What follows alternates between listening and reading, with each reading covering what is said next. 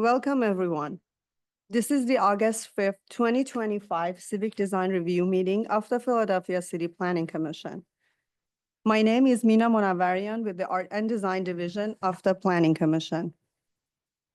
This is a hybrid meeting with both in-person and remote participation options.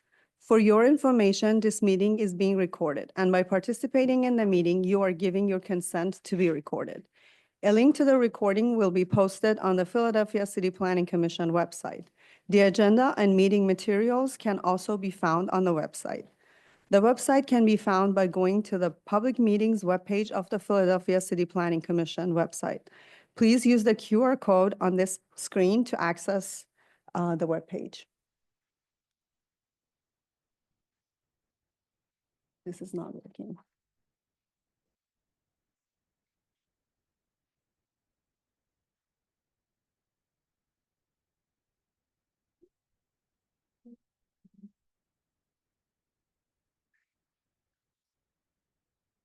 Okay.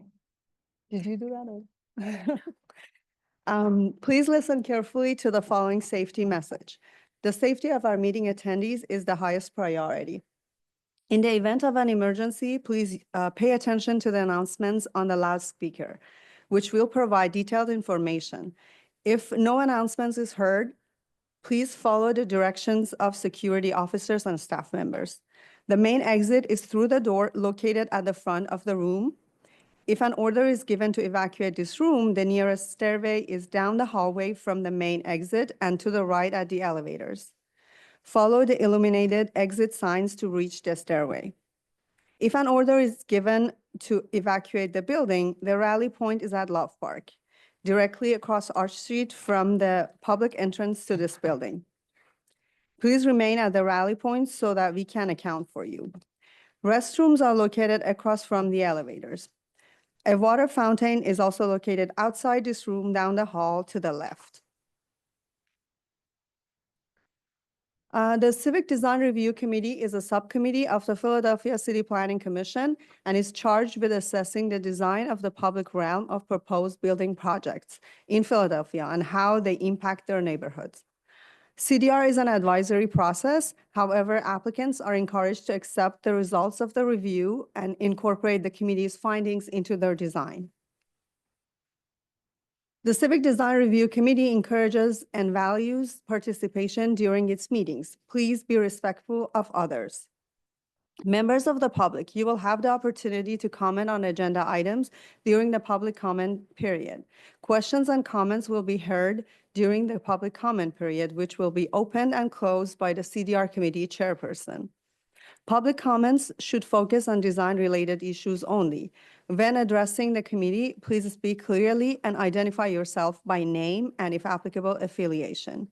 A 2-minute time limit for public comments will be enforced by the committee chair and meeting hosts.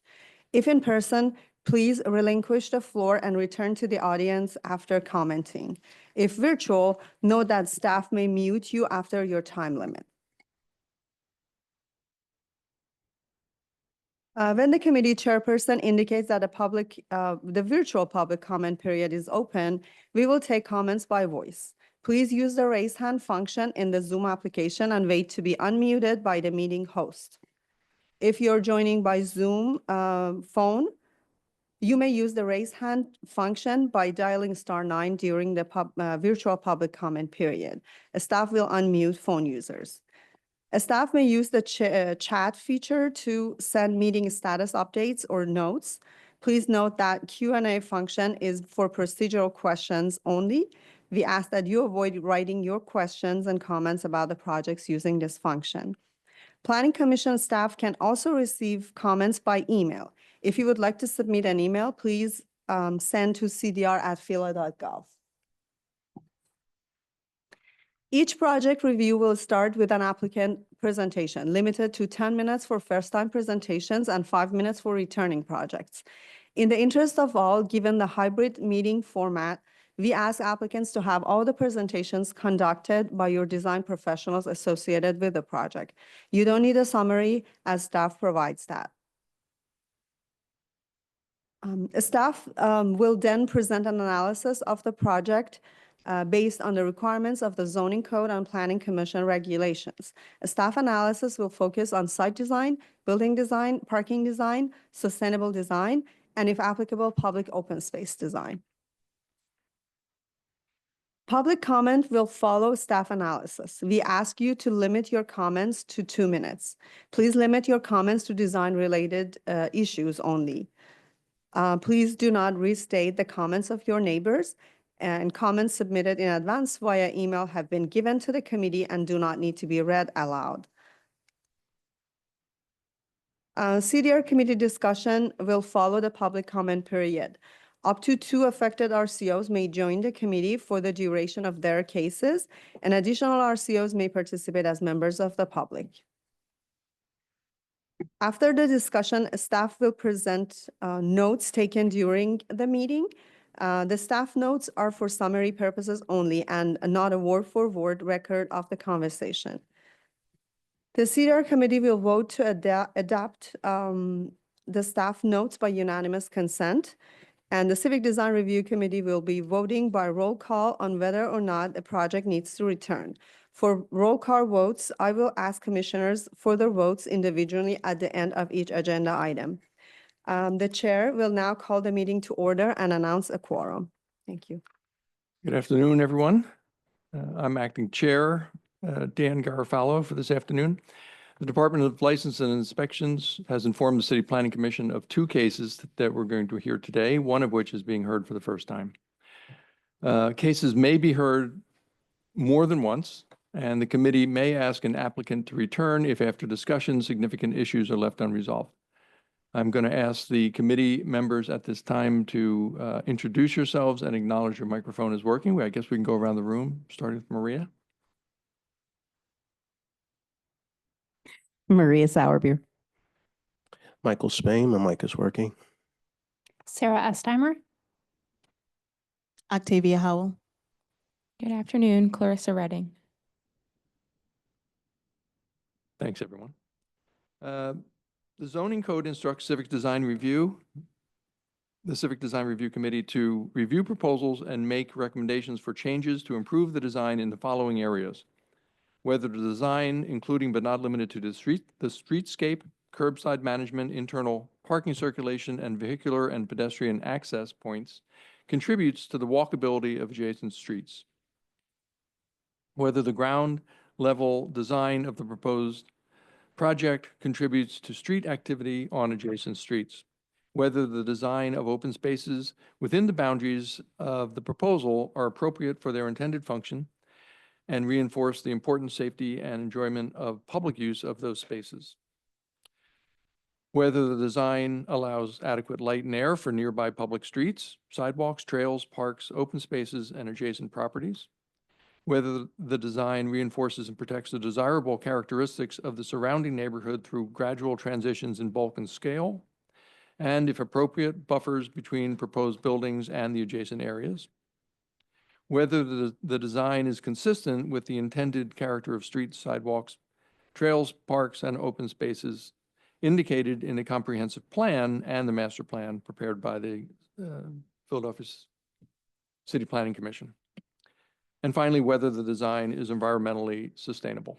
I just want to make a note, reinforce staff comments that we have some early departures scheduled today, so we're going to try and keep to our time. So please bear that in mind and forgive us if we move things ahead. And I guess we're ready for the first project. So I'll invite the development team and design team for 6915 Germantown Avenue to come to the podium and present their work.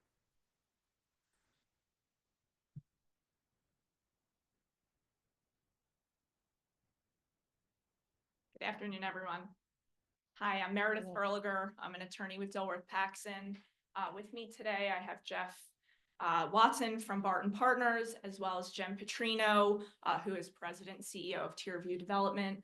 I'm going to turn it over to Jeff to do the presentation. But the one thing in terms of some context that we wanted the committee to be aware of is that many of the design decisions that you'll see today were largely crafted through the Historic Commission process, which of course came before, any form of a zoning permit application was submitted. So Jeff can speak to some of those issues, but we did want the committee to be aware of that and the fact that the project has already gone through a fairly significant design development process throughout the Historic Commission. But I'll let Jeff walk you through everything.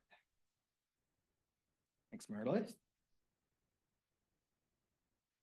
So 6915 Germantown. The site is located on Germantown Avenue and Gorgas Lane, just one door in from the corner. But the frontage is on both streets. The site is zoned CMX2 and partially on a historic lot. The project has been approved by Historic Commission, as Meredith had said. Some existing context. So the parking lot section on the right here is part of the original historic parcel that's part of the corner fronting on Germantown and Gorgas. There is an existing single-family home on the site on 6915 that's used for offices. The new structure is 81 dwelling units, 4 stories, 2,700 square feet of commercial, 11 accessory parking spaces accessed off of Gorgas Lane. The building is 4 stories, and that was increased with the moderate income bonus. We have 81 dwelling units, 12 studios, 46 one-bedrooms, 12 one-bedrooms plus then 11 two-bedrooms. There's 42 bicycle parking spaces in the basement, access from the elevator off of the lobby, and an interior trash room located on the first floor.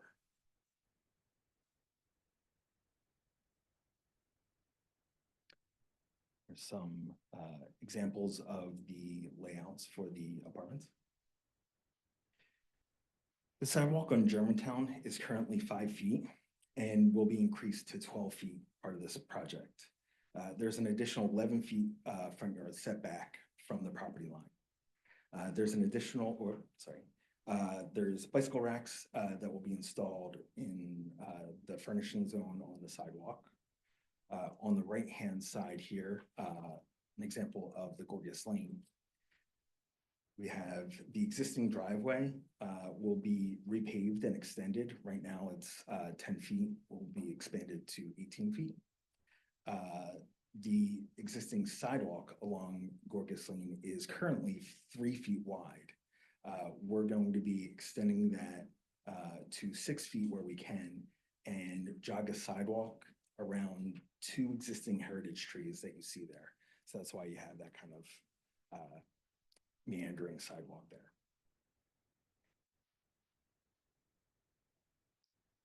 So there are there's 12 existing heritage trees on site.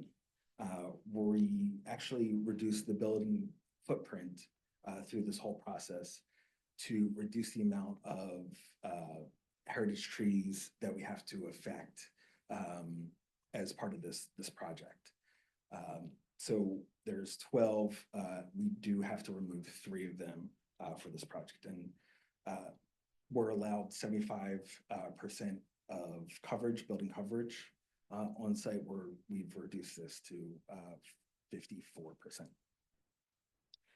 Altogether, there's 20 additional trees that will be planted and a fee in lieu of will be paid.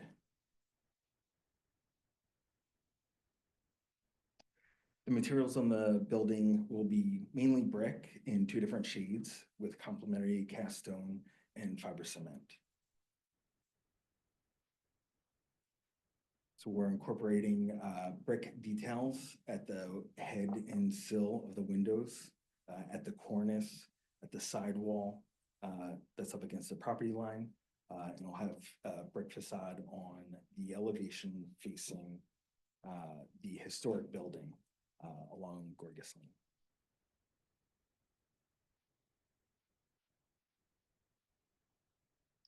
And here are a few images of the renderings. This is from the northwest corner at Germantown, showing the sidewall, showing the the two-color brick facade, the cornice details, as well as the landscaping in front. Here's the southwest corner at Germantown Avenue, showing the existing historic building, as well as one of the heritage trees that we're saving on Germantown Ave. You see that kind of covering the building there. You also see that the brick does extend, the facade steps back to align past the historic building, and we've covered that side of the elevation in brick. Here's the massing of the building in context.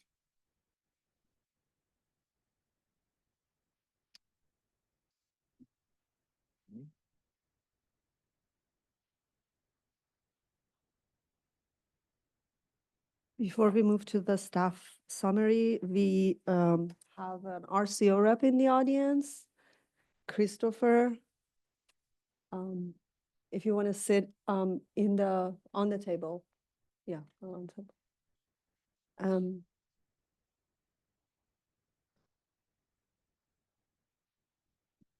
So for the purpose of this review, you're a voting member of the committee, as you know. Okay, thank you. Okay. We all set? Yeah, good afternoon. My name is Christopher Booth. I am representing the RCO of East Mount Airy Neighbors, which is the local RCO. I'm here to share some of the community concerns regarding the proposed 81-unit, 72,000 square foot development at 6903 and 6915. Hold on a second, if you don't mind. We'll go back to you after the review from staff, if that's okay. Oh, sure. Yeah, so that's a typical Thank you. traffic copying. Okay, good afternoon. I'm Liz Fuselier. I'm a planner in the Art and Design Unit. Today's proposal sits on approximately 0.6 acres within the CMX2 zone district.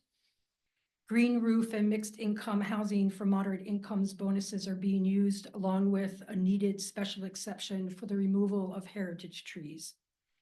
The proposal totals approximately 77,000 square feet, and including 2,700 square feet of commercial space and more than 56,000 square feet of residential space, for a total of 81 residential units. 11 automobiles and 42 bicycle spaces are included in this proposal as well. And a community meeting with the Mount Airy bid occurred on June 25th of this year. As mentioned, several bonuses have been requested. The mixed income housing bonus adds 13 units, along with the ability to build 7 feet higher, and the green roof bonus provides an additional 13 units as well, with the base zoning permitting 55 units plus the 26 units for the bonuses. The proposal shows 81 units, with 9 characterized as affordable. Single-family attached, single-family detached, and multifamily zoning surrounds this proposal. As you can see, the site is adjacent to the Lovett Library as well, and is within walking distance to 2 different playgrounds and a grocery store. Here is the site context. These photos show the existing conditions on Germantown Avenue as well on East Gorgas Lane. Sorry about that. A waiver has been granted to for the landscape buffer between the different zoning districts, along with the highlighted portion of the parking lot and the driveway. It's along that highlighted portion. 52 trees are being removed, including 3 heritage trees, requiring a special exception from the Zoning Board of Adjustment. The applicant is providing tree replacement with 33 new trees and a fee in lieu for the remaining trees. Staff has several concerns regarding the proposed site design. Specific questions are: how will commercial and residential trash removal occur? A turning template would be helpful. Staff has concerned about trash collection and commercial deliveries. Specifically, is the Germantown Avenue loading zone sufficient to service the commercial space? And also, how accessible are the quote-unquote walkable grates? Are the grates ADA compliant? And we ask that you please expand the sidewalks to improve that accessibility. Consider adding secure bike parking and storage within the parking area or on the ground floor. And please be sure to note the bike storage location within your site plan set. Sited within the Germantown Avenue neighborhood commercial area, all facades will require review by the Planning Commission staff as part of the building permit review. Please consider a setback on the park side facade in an effort to daylight the residential units, as well as to increase the visual interest along the park. Staff appreciates the extensive use of windows on the ground floor and upper levels. The use of brick for the street-facing facade complements surrounding architecture. One question is, will there be commercial-sized windows used on the ground floor retail? And to this point, please consider adding marquees or awnings to better delineate the entrances. Staff appreciates the addition of the balconies to provide outdoor space for residents on the upper floors. Please consider adding front door landings or patios to the direct entry units, as well as wrapping the brick around this facade for a more complete look. For sustainable design, the proposal meets 7 of the 11 applicable metrics. The project is designed to the Energy Star new construction standard. However, the staff encourages the design team to please reevaluate the heat island reduction metric. And that concludes staff's presentation. Okay, thank you. So at this point, we're going to go back to Chris and hear from the RCO, and then we'll also hear from any online participants after that. How's that sound? Good. Again, my name is Christopher Glasson Booth. I am a resident of representing the East Mountain Area Neighbors RCO, which is the local RCO. I'm here to share the community's concerns, and it seems like a lot of it's been addressed, but regarding the proposed 81 unit, 72,000, I thought it was, but now I'm hearing it's 77,000 square foot development at 6903, 6915 Germantown Avenue, adjacent to the Lovett Memorial Library and its public park. Just for a little background, Lovett Library is one of the oldest libraries in the city of Philadelphia, and its adjacent park is a very vital part of the community space, which hosts like movies and wellness events and markets and youth programs. And those programs are run by the CDC and the Fairmount Park Conservancy. It's an active, very inclusive space in Mount Airy and includes all people from all ages and backgrounds. The community has 3 major concerns. 1, traffic and safety.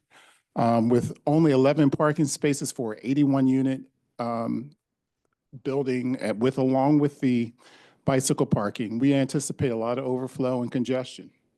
There is a nearby fire station exactly a block and a half away, and the impact that possibly could have on safety is the community's concern, because that is a heavy trafficked area.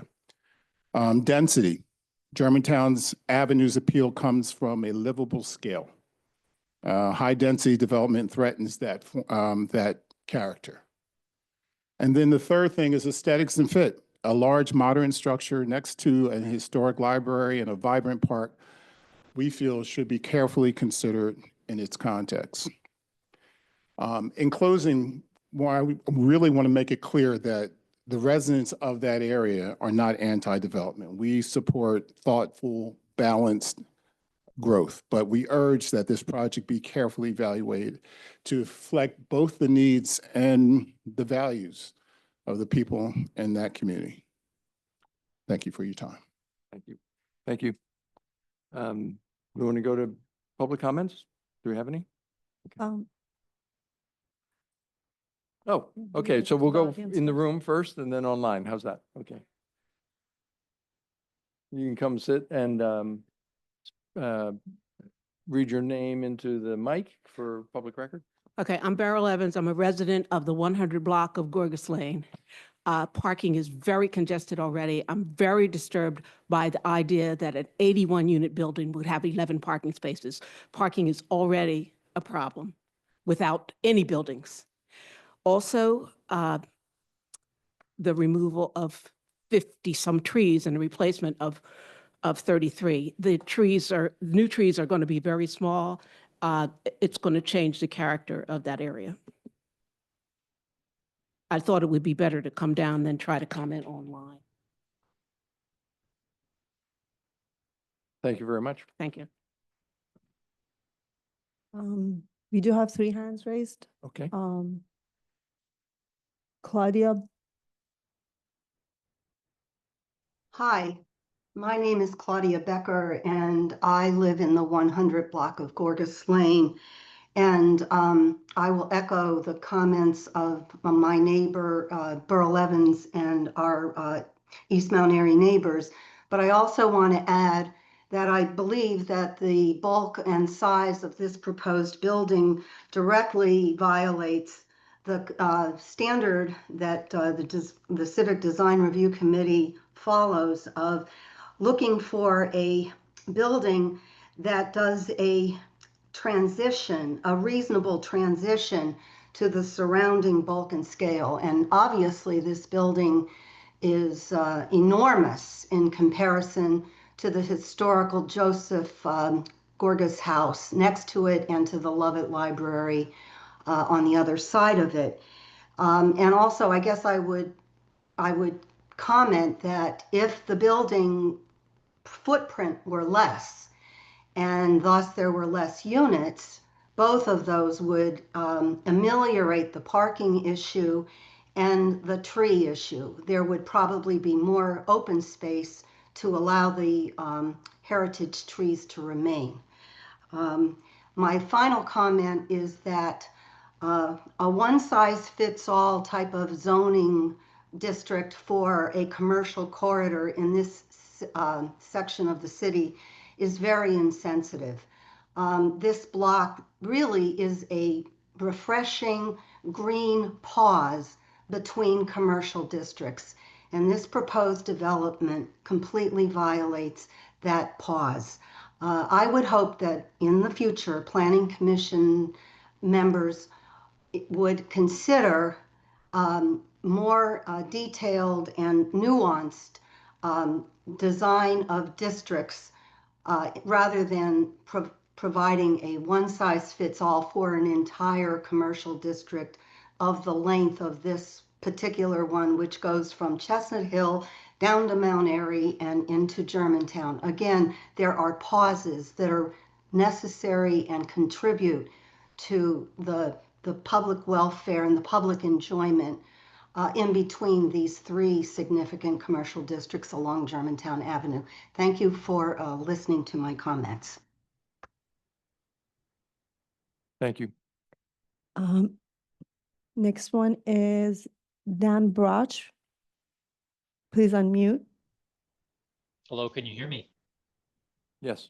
Wonderful. Thank you, everyone. I appreciate the time. I won't be on here very long.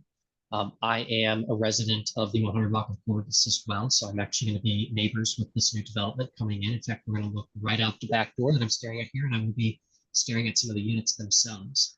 I'll echo that I am also not anti-development. I welcome change in our community. I think we need housing for many people. As a first-time homeowner with a new family, I've got a 7-month-old. I understand that we need to be able to accommodate all different kinds of people, and I love the fact that Mount Airy has been welcoming in that way.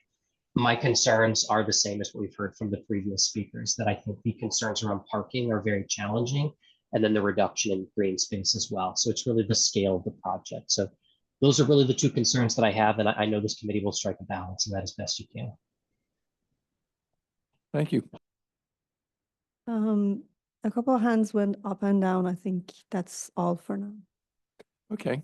I want to open it up to the committee for any comments and further review and adding to the public comments so far and the staff comments? So, I'm just curious, asking the architects, have there been any views that were presented looking at the building from Gorgas Lane? I think that might be helpful in terms of us being able to understand what impact that has on the neighbors on that particular block. Sure, the building is set back pretty significantly from Gorgas. But if that's something that we can, help, we can definitely provide that. Also, too, there looks to be a driveway that leads back to a dead end on the rear side. Is that the case? Yeah, that's existing. Okay, and that's to allow the existing residents access to, okay. Yep, it's a shared drive.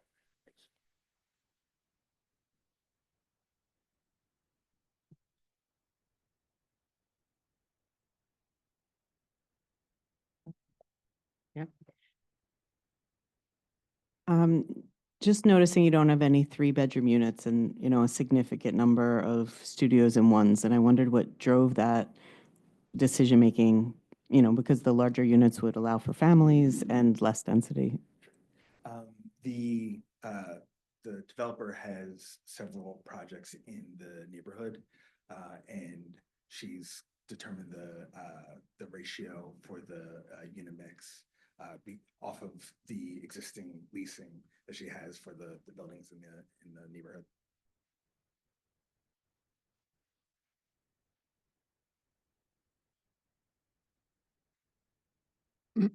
It seems as though massing is always an issue for new developments along these corridors. So I imagine it's going to be a challenge to necessarily reduce that if this project does go forward. But might I suggest some design considerations that might lessen the feel of that, with the possibility of lightening the brick on the top floor that might give at least the appearance of a lesser mass.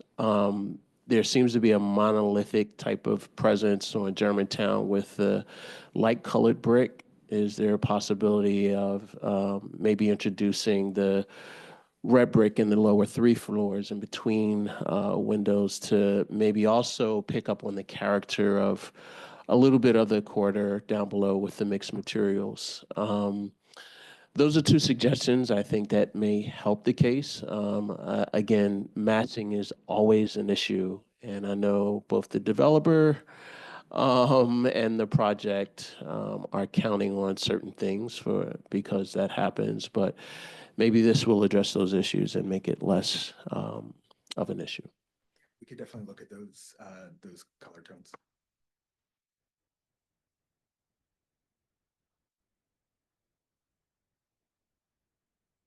I would also just reiterate the staff's comments about trash and loading, with the local community's concern about traffic. Those are 2 ways that you could take seriously avoiding congestion, making sure that people can move in and move out without double parking, that you're getting your commercial services all, catered to in a way that isn't going to affect traffic. So make sure you're thinking through, your trash pickup, how often it's coming, when it's coming, where it's coming, and all the loading that goes along with commercial spaces. I have a question to start. Can anyone tell me what the particular requirement is regarding the preservation of the heritage trees? One thing I observe in looking at the plans is that the footprint of the new building intersects with some of the existing tree canopy of some of the existing heritage trees to remain. And as a landscape architect, the rule of thumb is always, don't develop within the drip line plus an additional 10 feet, which would definitely be an area that would kind of protrude the existing building footprint. So wondering if there is a clarification on what that zoning code actually says about the requirement relative to the tree canopy. So yeah, I could say that I don't believe that the zoning code specifically has a dimension on how close you can get to the heritage tree. It just defines the heritage tree. We've worked with arborists. Actually, we have several arborists on the site, and they are very confident actually in making sure that these trees are successful. There's some pruning and some additional safety measures taken for the root ball, but everybody seems to be very confident in that. Well, that's great to know that you're working with an arborist. Fantastic. And I would say sort of, first blush, looking at the project and the site photographs, it is the extraordinary trees that define the neighborhood, the walkability, the character. And it is sad to lose the trees because it takes hundreds of years for them to regrow. So, from my perspective, I think a lot of the comments from the community members resonated. And I do believe that, this would be a more appropriate building if its footprint was a little bit smaller to maybe preserve those additional trees and sort of give the ones that are going to remain a little bit of an extra shot. And I think too, in particular, the concerns with the massing in bulk, I would say less so fronting Germantown Avenue, but sort of the transition to the existing park and the transition to the existing residential building on the corner feels like there could be more that could be done with some sort of a setback or something to ease those transitions, particularly on the side. And then I would also say, it's hard to see, we haven't seen an elevation on the park. I think staff commented sort of about, hey, is there an opportunity to add additional windows? I note that so is this the elevation on the bottom? That's the one on the park. Okay, fantastic. I mean, I actually think the way the balconies could sort of engage and enliven the park, that will be a fantastic amenity. But I think looking at the footprint and sort of the step downs on the sides, I think that's fantastic. But good to know you have an arborist as well.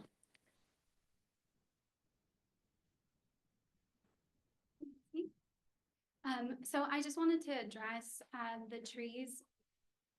Is that better? Okay, sorry, thank you. First, I wanted to address the trees and a couple of the comments that we've heard so far about the footprint of the building. I'm sorry, I'm Jen Petrino, I'm the developer. You're welcome. We actually had a different design for this project originally. And then after we engaged the arborist and realized that the original design had a much larger impact on the trees, the original design also had more than double the amount of parking. And once we realized the impact on the heritage trees, we took 6 months to redesign the project to have only 3 heritage trees impacted. So I don't take that lightly by any means, and that's why we're coming back with the design that we have. So that's just speaking to that point. I think Jeff mentioned that the footprint of the building is only 54% lot coverage when we're allowed 75%. So we were trying to be as mindful as possible with that, along with the setback along Germantown Avenue. The second piece that is not necessarily part of the purview of CDR, but I wanted to share the context, is that my company, I build mixed income housing. So this does have a mixed income housing, a deed restricted 9 units on the affordable scale at 60% AMI. This project, the average over the rest of the units is actually at 79% AMI. So this, while it won't be deed restricted, my entire mission with the buildings that I build is to provide neighborhood housing. So within the workforce housing category. So I never want our buildings to look like we're making compromises on the materiality or anything like that, but we are trying to provide housing for that sort of forgotten missing middle. So just for additional context. Hey, The- Jen. I'm sorry, the egress well seems to be on the pedestrian pathways in both conditions on the northwest elevation and I guess the northeast. Is that the case? Yes, that is the case. And you mentioned that you're able to walk on these? Yep, these will be flush with the sidewalk and ADA accessible. Okay. Um, Beyond that, I think the northwest elevation has potential to feel like a residential pathway against the park.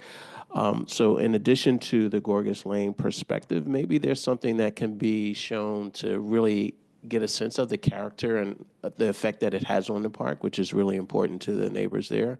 That might help maybe make the case that it can somewhat be friendly to that environment. Okay, that's it.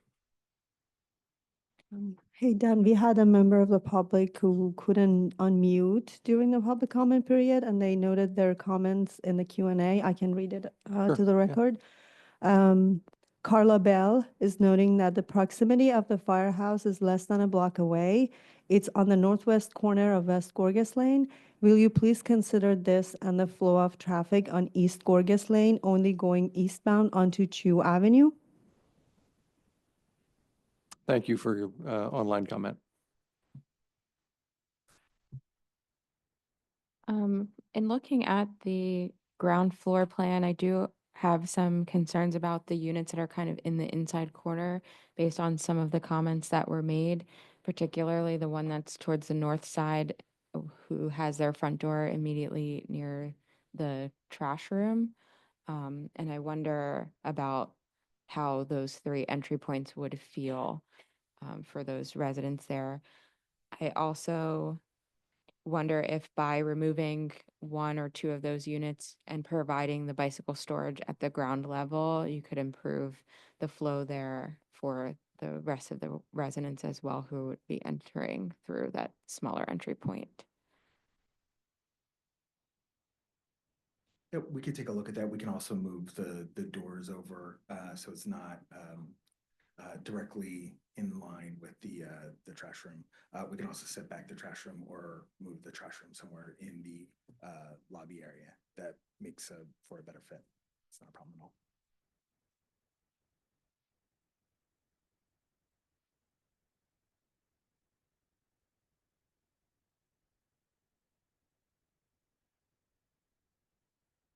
Are you also aware that Sedgwick Street, which is less than 50 yards away, is a major street that connects eastbound area into Lincoln Drive? So right there at the corner of Sedgwick and Germantown Avenue, there is a tremendous amount of traffic to the point where we actually had to have a traffic study, and now there, of course, now there's speed bumps like there are all over the city, but they're to slow down the traffic going between, because that is a major connection between East Mount area and Lincoln Drive. They take it straight down and come on up on Mount Pleasant Avenue.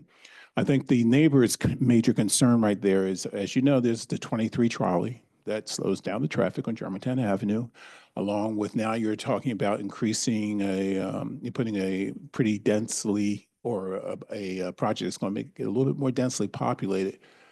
What's the impact going to be? And like Carla Bell, who made the comment, there is within a block the fire station that serves most of East and West Mount area. What impact will that have? Because, you know, we as neighbors are concerned that that could have a direct impact on the possible safety of deploying those trucks out to the community.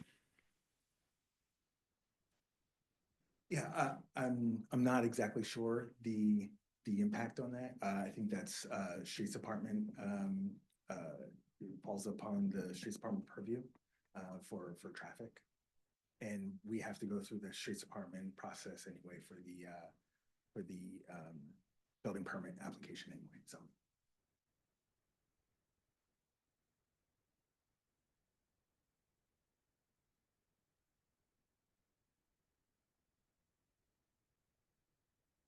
Is there a vision for what this commercial space may be?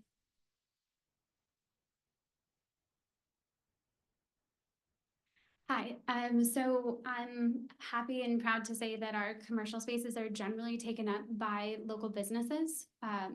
We have no national tenants and only one regional tenant. And out of my commercial spaces, only one is not occupied by either a woman or minority-owned business. owner. So we're very much promoters of small businesses.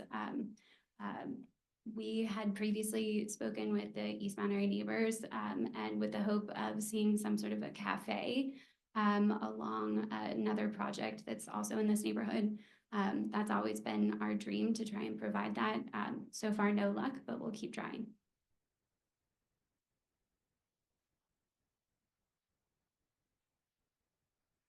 I have another quick question. Project North here, I guess. Those units are bi-level, entered at the living room and then one bedroom below. So do you get to those from the back of the project away from Germantown Avenue? Yeah. So it's you direct you entry. park and then loop around the building. I mean, I appreciate there may not be a physical barrier, but it's kind of a constrained approach. That's something you want to take a look at as we go further. You can enter from the lobby as well. There's a door kind of going down. Okay. That walkway. Okay, so from the amenity space, enter from the south. Okay, that's good.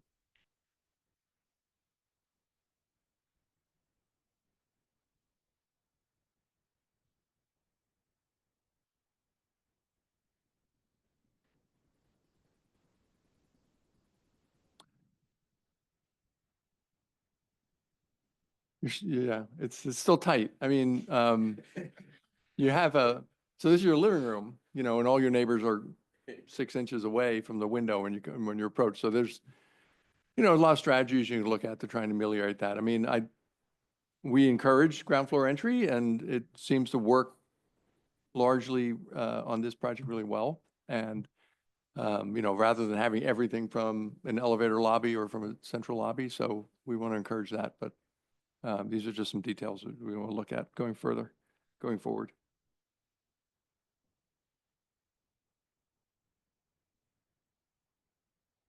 And notice on the sustainability checklist, you're going to look at solar if appropriate or something like that. So as we know, you know, the Trump administration is determined to stamp out renewable energy, it seems, which is a sad thing. And the timeline for installation probably means the investment tax credit won't be available. But there's never a cheaper time than at construction to look at that. It's a big roof. It's never going to be shaded. It's in the checklist because it's good for the community, it's good for the city, it's good for the country, even though not everyone seems to realize that. And it's good for residents of a building. So I do want you to encourage looking at that. The city has a nonprofit authority that is set up to examine that. So you know, it's a kind of honest broker, the Energy Authority. So these are things to look at as well. It says it's Energy Star for residential, which is great. Again, the Trump administration seems to be eliminating Energy Star from the EPA, but the standards still exist, and we appreciate attention to those issues. Do we have any other comments from the committee today on design? If not, we'll take a look at the comments that we've recorded, starting with the RCO comments. And then what we'll do is we'll have a vote when we finish reviewing to accept the comments, and then vote to either conclude or to continue the CDR process review. So I don't think we need to read these out loud, but if everyone takes a minute to read the 4 comments from the RCO representative, and then from the public and committee. Sedgwick Street.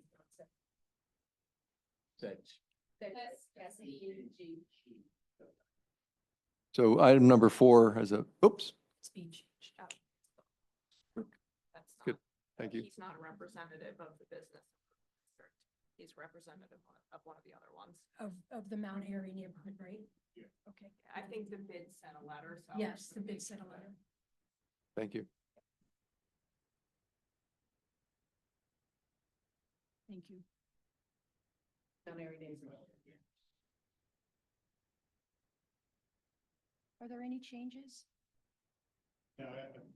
That definitely reflects,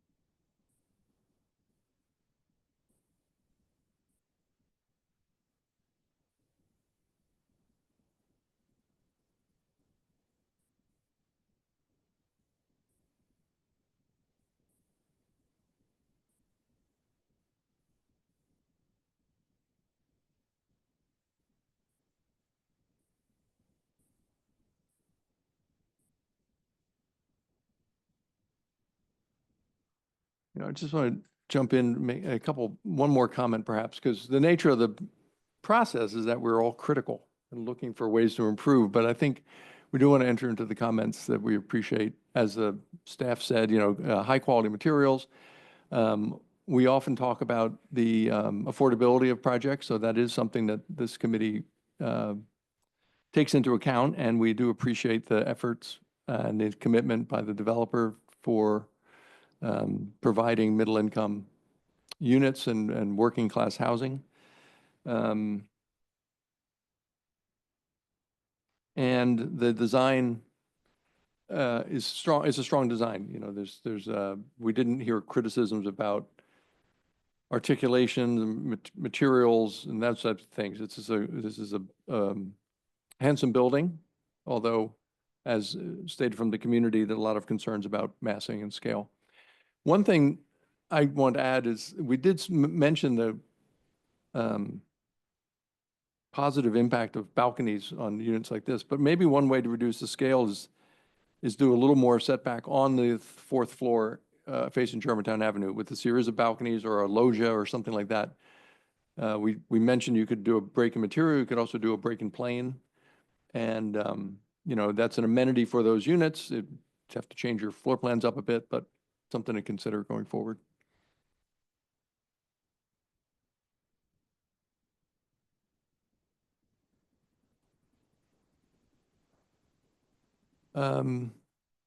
So at this point, if everyone's comfortable with what we have articulated, we will need a vote to accept the comments and enter them into the record. And a motion and a second, and then vote. Motion to accept the comments. Second. So all in favor, say aye. Aye. Aye. Any opposed? Okay, so the notes are accepted, and now the issue is to continue and get a second opportunity to review the project, or to conclude and encourage the developer to continue dialogue and take into account the recommendations. So we need a motion, and then we'll take a roll call vote with the help of PCPC staff.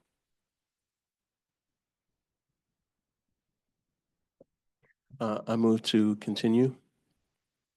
So we need a second to continue. I'll second. Okay, so we'll do a roll call vote on whether an affirmative vote is to continue and get a chance to see this project again. There is a motion to continue the civic design review process for 6915 Germantown Avenue. Beginning the vote with the RCO representative, Christopher Glasson Booth from East Mount Airy Neighbors. Do you support the motion? I need a little clarification. We are voting at this point to support the motion to move it forward. No, to have them come back and review again. At a future time, the next one would be a month from now, and then maybe. Thanks for the clarification. Then I do move to support moving it forward to have them come back. Thank you. Sarah, how do you vote? I support the motion. Thank you. Clarissa? You I second it? support the motion. Thank you. Maria, how do you vote? I support the motion. Michael? Support the motion. And Dan? I'll vote no, just to have some variety. It looks like the motion carries, so we will see this project again. Thank you for the good work and look forward to reviewing this at a future date. The next project is one that we have seen at a previous date, and it is 1601 Washington Avenue. I'll invite the development and design team to come present. And as always, on the second presentation, we're going to ask that you focus on what's changed and any improvements or responses to the prior meeting's recommendations. And we're informed that two RCO representatives are here. If you're in the audience, please come forward, sit at the table. I'll note, I may have to leave at some point in about half an hour. It's not because I'm fed up with the process, but I do have an appointment. And we're expecting the chair to also make an appearance, but we'll turn it over to the development team. Thank you very much. Sean Whalen here from Vintage Law on behalf of the development team. This is our second presentation, so I'll step aside and allow Shimi Zakin to discuss the changes. I just wanted to let you know I'll be answering any questions that you may have and are available at your interest. So thank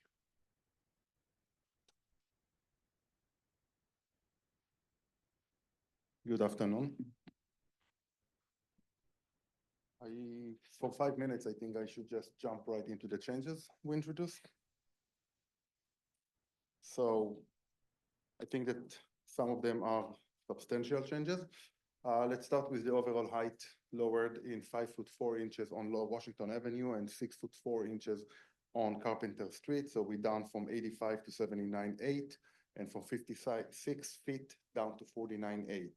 Also, we added an enclosed loading dock of 16th Street, and that's for 2 trucks for moving in and out of the building. It's not necessarily for the commercial space use, and it has a direct access to a freight elevator. We continue to develop the courtyard design, and based on some of the recommendations from the board, which are really good recommendations, we added a destination cafe at the end of the courtyard, and we allowed for outdoor seatings. We also, I will talk a little bit more about it when we get to the first floor plan. We expanded the sidewalk area on the entry of Carpenter and North 16th Street, and the entire area of the sidewalk leading into the courtyard. So we are at 29-foot wide sidewalk at this point, which is really nice, with creating a really nice 1,500 square foot plaza. We added another 12 inches of setback to the front tower of the stairs and the elevator tower on Washington Avenue. So now we, instead of 11-foot, we have 12-foot sidewalk in this particular section. We added another 100 car parking spaces using a car lift. So we are up from 154 to 254 spaces. And we reduced the density of the second phase of the project, and there is no 38 apartment building anymore. We set to the 10 townhomes along the courtyard. And we added, based on the recommendation from PCPC, 3 trenches along 16th Street and Carpenter Street where it's allowed and designed by the civil engineer. So these illustrations clearly show the changes. I just mentioned them, so I'm not going to go over all of them. It is important to, again, put attention to the sidewalk on Carpenter Street, and I will show a few images in a few seconds. And here are the sections that shows the reduction in height, 79.8 on Washington and 69.64 and 49.8 on Carpenter Street. Another section. And I think this is the most important document here. So on North 16th Street, you see the loading area right here for 2 trucks with the immediate access and unloading area for furnitures in and out into the elevator. We have the lobby that leads right out to the cafe outdoor seating area and the 2,000 square foot cafe that is now become the destination point of the courtyard. The courtyard also divided in hierarchy between the public, the more public area, and the semi private, where the entrances into the townhomes are designed. So there are a few elements that differentiate the 2 sections. If it's by pavers, large planters with combination of sitting areas, and a small area where you can access between the 2 areas. The plaza is now very nice, 29-foot wide, as we mentioned, with 17-foot around here with a colonnade. So there is section where you can actually be protected from sun and rain and go into the open courtyard. Or there are the commercial spaces that stretches from 16th Street all the way to the courtyard and put a lot of commercial activities along the east side of the courtyard. And I think, and of course, the winding the sidewalk at this section right here of Washington Avenue. You can see the 3 trenches that are now designed along 16th Street and Carpenter Street. 100 more car spaces. So the blue spots represents the lift location. And let's zoom into the plaza design and again the winding the sidewalk. 17-foot is the area where we have the storefront turn in a corner to put more glass and eyes on the street. Before, if you remember, it was more of a blank wall or maybe punched openings. So it's much more developed. And these illustrations nicely show the relations between the plaza, the wide sidewalk, and the entrance into the courtyard. Here is another view with the colonnade.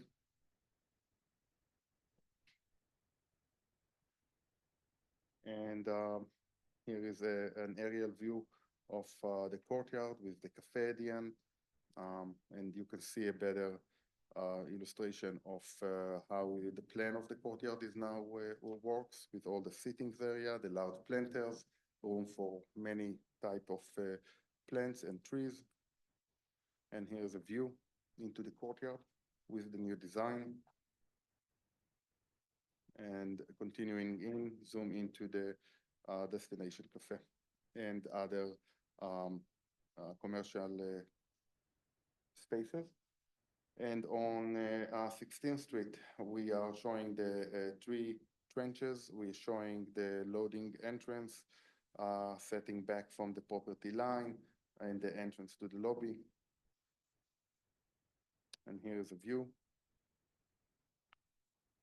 Washington Avenue.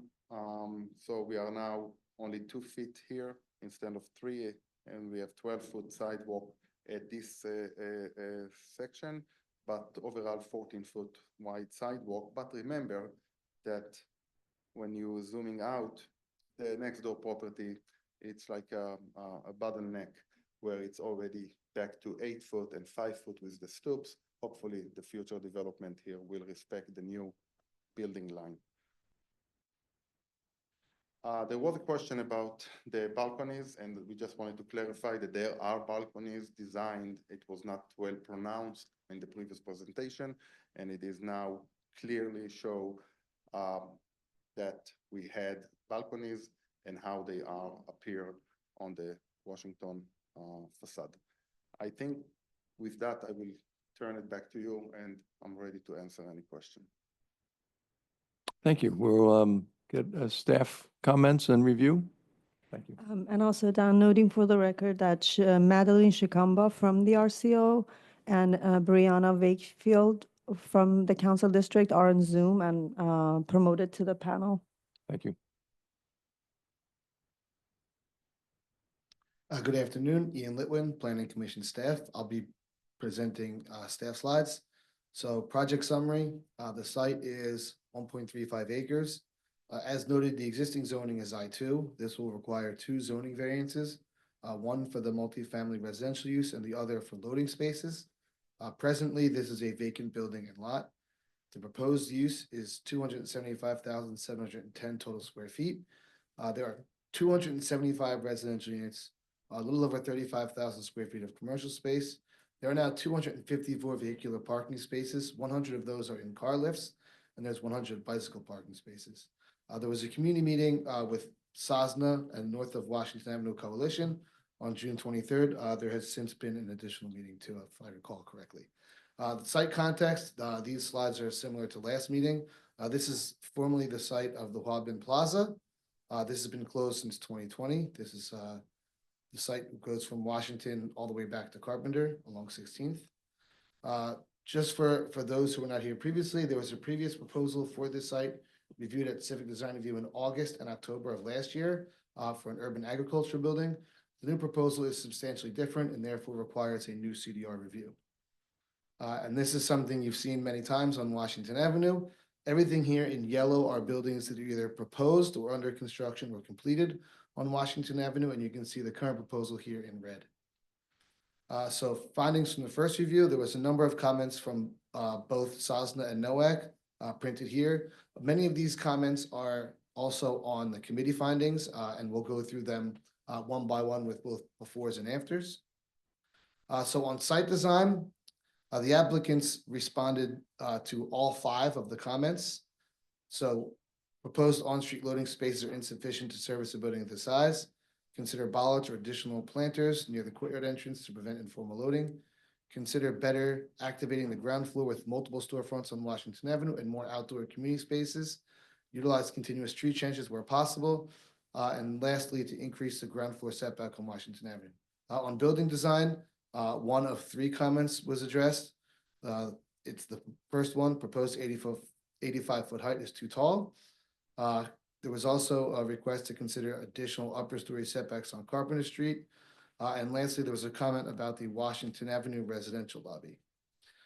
On open space, there was 2 comments made specifically about the courtyard and its commercial frontage, and also the greenery, planters, and seating. Both of those have been addressed. And lastly, on parking, there was a request to redesign the underground parking layout to minimize dead-end parking aisles, and another to redesign the underground parking lot to accommodate off-street loading on that level. So I'm going to go through a series of slides showing a graphic presented at last meeting on the left, and then the current design on the right. And so these are the 5 major changes that staff identified. So there's a smaller commercial space added just west of the stair tower on Washington Avenue. There's a cafe added at the terminus of the courtyard. Off-street loading has been added on 16th Street. Number 4, the plaza at the corner of 16th and Carpenter, where the main residential lobby is, has been expanded. And lastly, the courtyard has been redesigned. So this is a zoom in on the Washington Avenue frontage. The stair tower has been moved back 1 foot, so the sidewalk is 12 feet wide at its smallest point.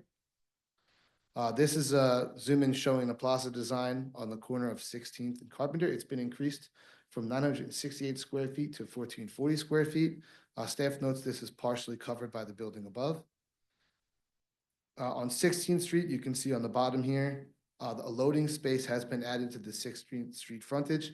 This loading space can accommodate 2 20-foot U-Haul trucks. Staff notes that this does not reduce the need for a variance for off-street loading. And on the public open space, you can see the previous design on the left and the new design on the right. The open space was redesigned in response to committee feedback and now ends in a cafe space. On building design, the 7-story portions of the building were lowered by 5 feet 4 inches. All other portions were lowered by 6 feet 4 inches. On parking design, staff notes that the lifts were added to increase parking. However, numerous aisles still have dead ends and staff has concerns about the circulation. Sustainable design, this project meets 6 of 11 applicable metrics, and that concludes staff comments. Thank you, Ian. At this point, we can hear from the, I guess, 3 individuals from the community representatives. Community representative organizations? Hi, Murray Spencer, the Sosna zoning chair. I agree with all the comments that Ian made, and I really want to compliment the architects on doing a yeoman's job in the past 2 months to be able to have kept up with the amount of changes requested and having done them very, very well, in my opinion. I'm an architect too, and I know how much work is required just doing changes on the little things that I do, and this is a big building. The courtyard design, I really like the redesign that I just saw today. My only request is that, if at all possible, I know it's not, is that when the commercial establishments are rented, that, you know, everyone wants to have glass, but on Washington Avenue, the glass is all covered up with card. You can't see inside or outside the building. The only building that you can see inside and outside is the liquor store. And actually, it's a very pleasant experience being in the store, being able to look out and be able to walk down the street and look in. I mean, it just, to me, increases the desire to walk down the avenue, to be able to look in and not, you know, see a wall of glass, you know, that you can't see through. But honestly, I think that the design's been really well done. I'm probably going to hear a lot of comments, pro and con, from my neighbors who are for this building or against it. And the biggest issues for them have been the height and the parking, but I think the parking has been adequately addressed. The height's never going to be addressed for the people who live nearest to it. But otherwise, I think it's really a great project. Thank you. And the rest of my committee does too, by the way. All right, thank you for your comments. Miss Madeline Shikamba and Brianna Wakefield, if you want to speak to your comments, please unmute. Okay, this is Ms. Shikamba speaking. Can you hear me? Yes. Okay. Thank you for your comments, Mary. We couldn't expect anything less. We are not pleased with the project, okay? One, we are in RCO. We asked the developer to provide us with sufficient copies of the design so we can have them looked at with the help of an architect. Mr. Feinbush denied us the copies, which is standard copies, citing costs, which I've found hard to believe since he's building a multi-million-dollar building. We only asked for a single copy. We had an architect that was going to help us to look at the plans because we are not architects. And we were anxious to know what was going on. We finally got a copy at the meeting on July 23rd when Mr. Feinbush showed up with 10 copies in his hand and distributed among the people who were there present for the meeting. I found this to be incredulous and ridiculous in terms of Mr. Feinbush trying to restrict an RCO. And we are RCO and we are volunteers. We don't have money to put out for plans when it's the developer wants his product approved. I think that, you know, we do our best as volunteers as it is. And we are very upset by the fact that we couldn't go into depth too much on it. But anyway, skipping all that, we did find some things that we did not like. One, there are no loading zones. He has placed a loading zone on 16th Street. This is a bus route. We want all loading zones placed on Washington Avenue.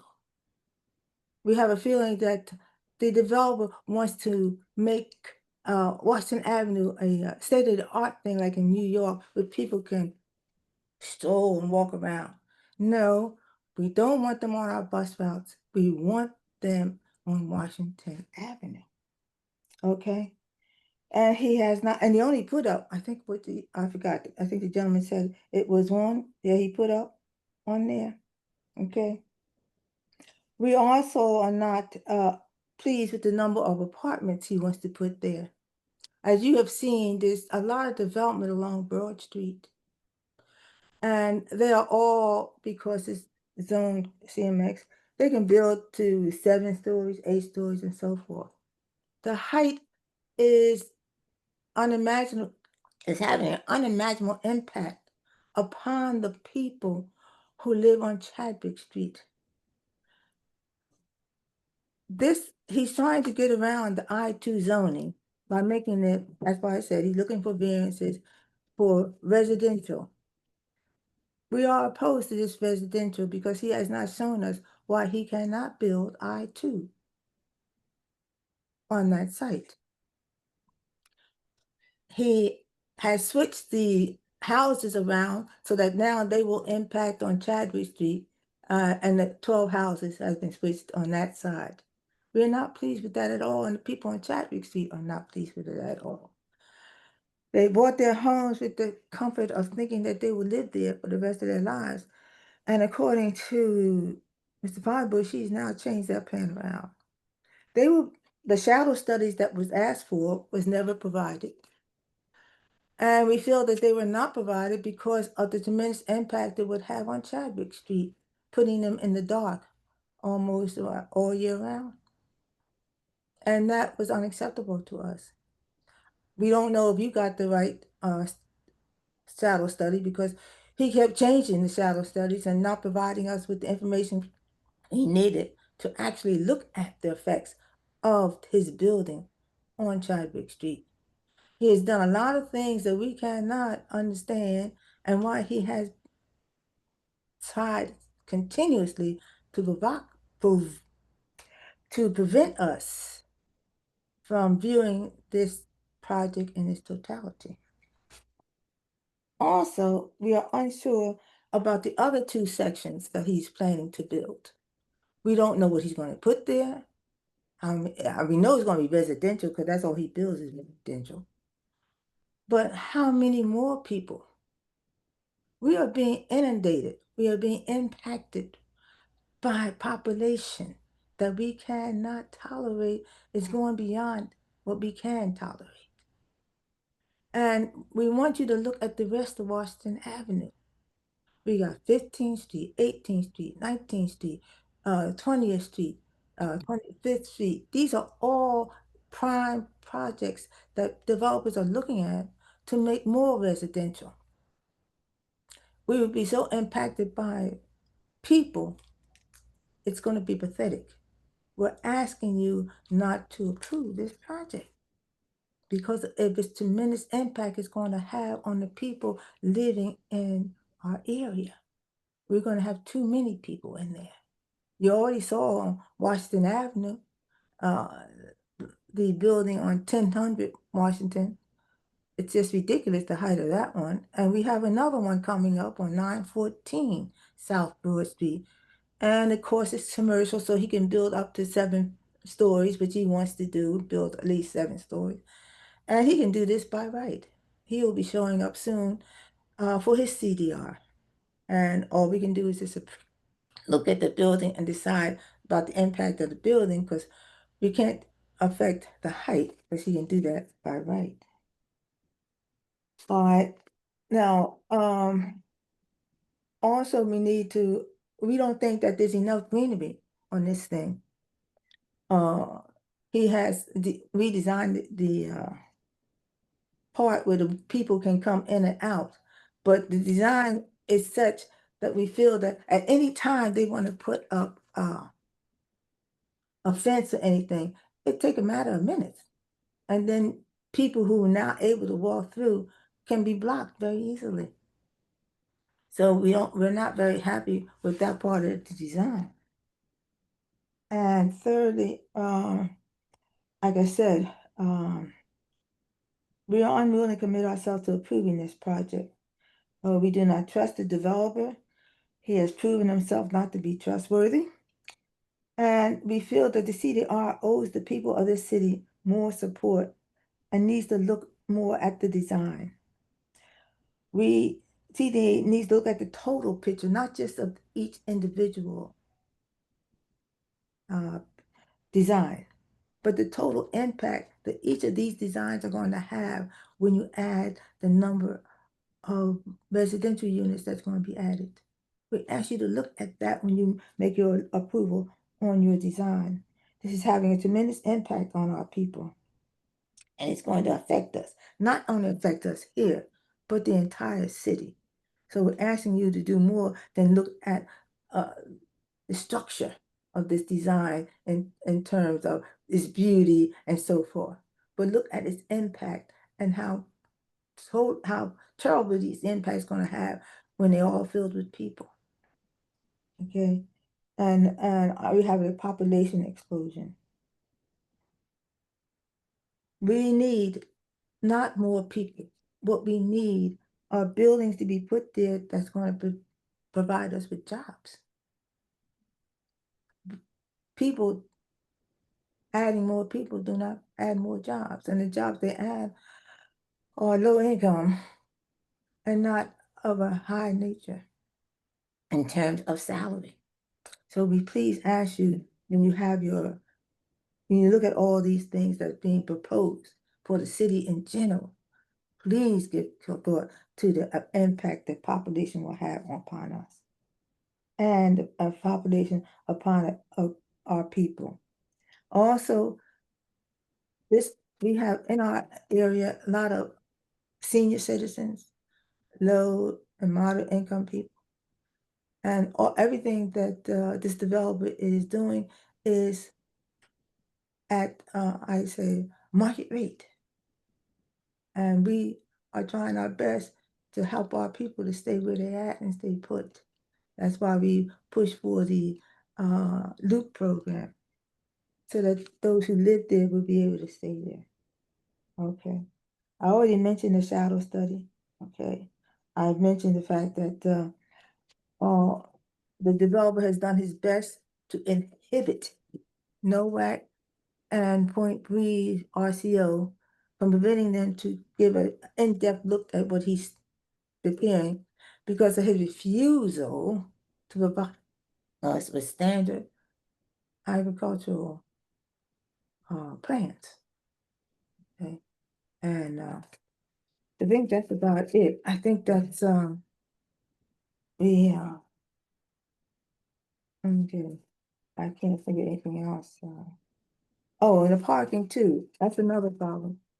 He says he's going to put in lifts, but he already had come up with an excuse as to why he may not be able to put it in. And so therefore, that's going to be another big issue if it's not, if he, how you say, declines to put in the lifts that he says he's going to put in.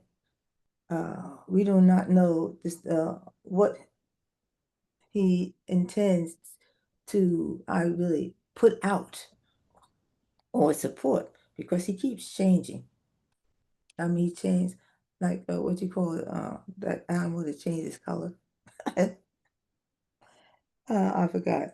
But anyway, the things, it's like it come up, it changes all the time. And that's about it. As far as I can tell, in terms of my observations and what we have, we are sorry that we were not able to give a more in-depth thing on this project from an architectural point of view and its impact on our population in the area. We would have wanted to do so. And we had an architect too that was going to help us decipher his plans so that we could come here more prepared than what we are today. But unfortunately, we didn't get the plans until about a week or so ago. And we didn't have an architect to help us at that time. So we hope that we count on the CDR to do its job and help us to get through this as best we can. Thank you. Thank you. I just want to remind everyone the job of CDR today is to review the comments. It's the second time we're looking at this project, so we won't be taking a vote to continue or conclude. We'll be concluding at the end of the discussion and review of the comments. Speaking of which, I have to leave, so I'm going to ask one of my colleagues to step up and serve to oversee that final vote on the comments. If someone would take on the role of acting chair. And that the person that you choose would have to be voted by consensus. Okay. To just be the Any volunteers? Tempore chair for the rest Sure. of the meeting. Clarissa? Does everyone consent to Clarissa's role as temporary chair? Yes. Thank you. As a longstanding member, we appreciate it.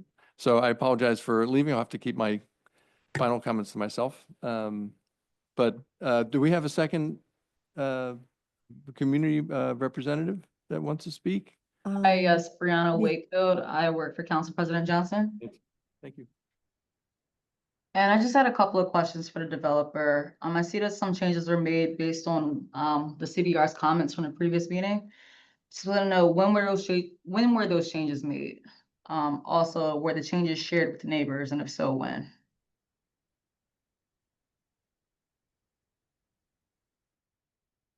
Good afternoon, Ori Fibush. This is bad when I can't see over the screen here. The changes have been fluid and continuous over the last many months. The majority of the changes you see before us today were made within a week of the last CDR and distributed to all near neighbors and through the South of South Neighborhood Association, North of Washington Avenue Coalition, and several other RCOs that are representative of the area.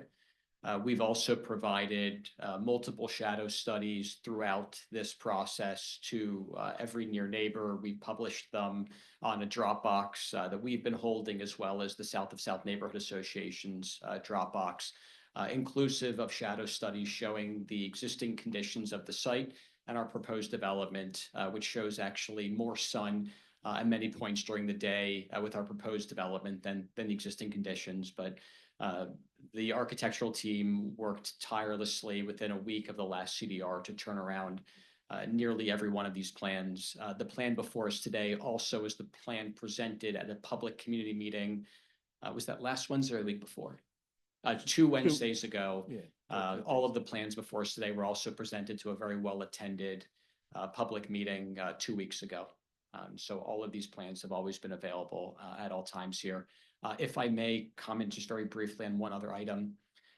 We were asked to hand deliver printed copies of the CDR submission to a select group of 6 neighbors, inclusive of a list provided by Ms. Madeline Shakumba. We did so. We were then told that those printouts were too small. They were 8.5 by 11. We submitted a second round of hand-delivered copies at 11 by 17. We were then told that those were too small and they had to be 24 by 36. And we had requested if she could select the dozen pages she wanted us at 24 by 36, we would also hand deliver those. But we were unfortunately told that the entire submission needed to be 24 by 36, and the cost of that is $1,834 per set. We were asked to provide multiple sets of that, and so we did really in good faith try to meet each RCO where they were and how they asked us to work with them. But we did say it was too expensive to spend. It would have been about $12,000 in printouts for something that we'd also shared online and provided 11 by 17 copies as well. So I just wanted to share that data point as well. And I certainly echo Murray's feedback about the glazing on Washington Avenue. I fought tooth and nail with Aldi to have a translucent experience, but they outsmarted me there. But we are very aware and hopeful to force our tenants to have a much better experience on the street level. But thank you. Thank you. Comments from the committee? Clarissa, we have Comments? 3 hands raised by the public. My laptop's decided to restart, so I'm Sure. our staff would help with the unmuting the members.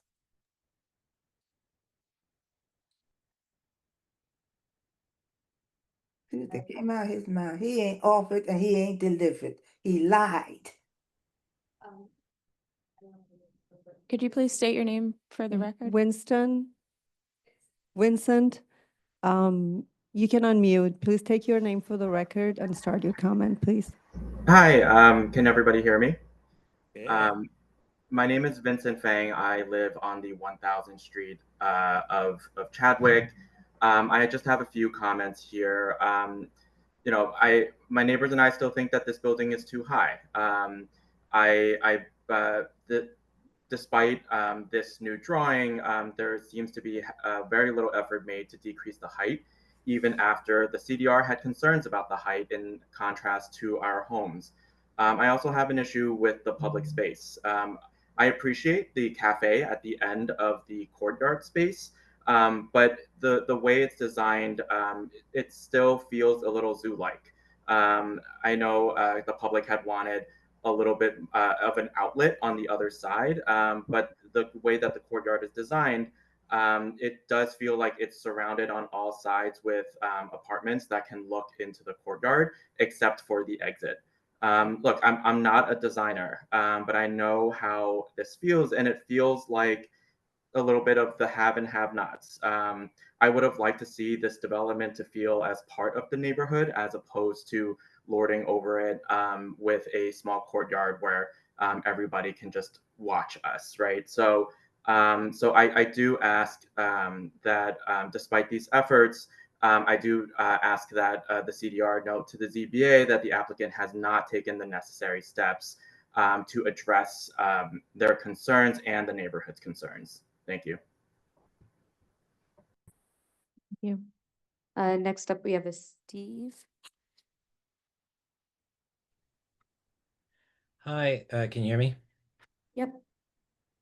Hi, I'm Steve Stratoti. I'm a resident at 100 South, or it's 1005 South Chadwick Street. I'm behind the townhomes. These updated plans, which were just updated on the CDR website, I guess, over this weekend. There are portions of these plans that were not distributed to my community members. Portions of this is the updating renderings. The parking garage with car lifts were actually something that I brought up to Ori that were not listed in the plans. And he told me that they did not have to go through the CDR and zoning process. I'm glad that they are added to these plans, but the whole layout of the parking garage was not distributed to my community.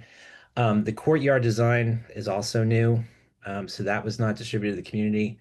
The updated renderings that show like the side and the courtyard were not.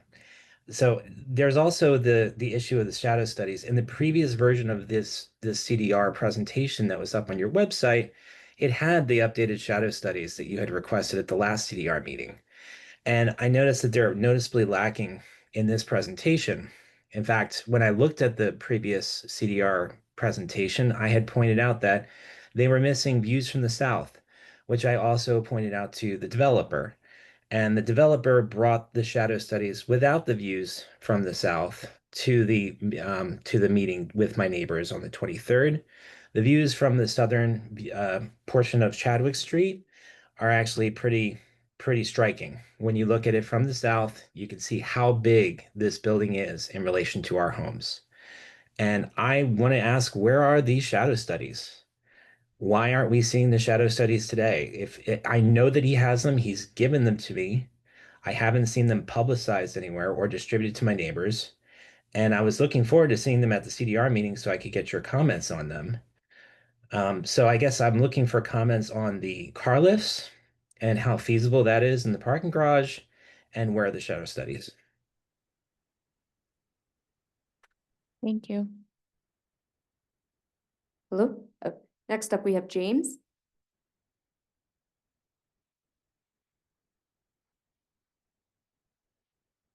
James, you can unmute now.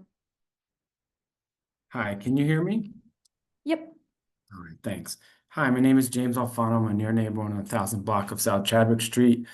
One of the two refusals on this property is for residential. For the record, I support new people moving into the nearby neighborhood. However, the density proposed is incongruent with the surrounding community. It threatens to be a community altering versus a community enhancing proposal. And if you look at the scale and the massing of this building in relation to the surrounding structures in our homes, you can really see that it does look like a fortress, as was referenced to at CDR last time, or a little city on its own, as the project architect has referred to it as. The increased density of about 600 people entering the neighborhood at once In addition to other proposals and recently completed projects along Washington Ave, will have multiple effects on the community, including schools, daycares, traffic, ability for our children to play safely on our sidewalks, parking, and overall neighborhood feel. And if all of this new development is clustered around similar makeups of apartment types and residents, it can actually stifle and constrict the community versus enhance it. While density has decreased to a small extent, this has more to do with moving around the balance of units to make some larger versus reducing residential massing, more or less accounting versus substantive change by listening to the community, which is a recurring theme throughout this process. No community impact study has been completed to address the above concerns. There was a CBA executed that did not involve members of the community. The community has taken it upon itself to mobilize and work on one of their own at this time. The surrounding community is a mix of longtime residents, young families and couples, and everyone in between. Our strength is in our diversity. We know each other and we look out for each other. We're all contributors to Philadelphia in our own way, and we would like to see our neighborhood feel preserved while having our neighborhood enhanced versus conquered. There's a human impact here, both with the current residents on the surrounding blocks and the past tenants of Huaben Plaza.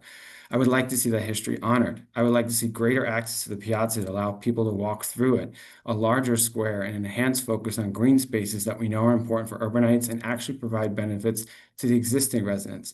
These are things that are important to me, and I hope they're important to the members of the CDR committee and the powers that be in Philadelphia. Thank you. Thank you. Next up, we have Liza or Lisa. Not sure which one.